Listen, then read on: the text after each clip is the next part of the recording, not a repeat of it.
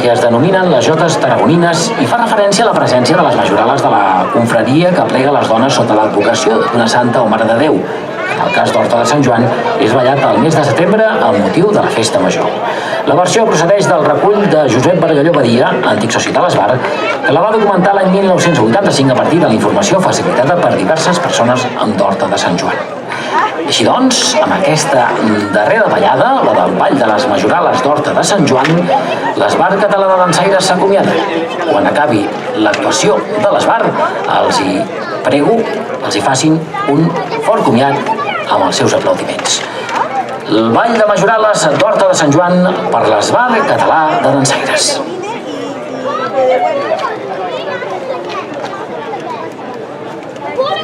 Ya, mándame la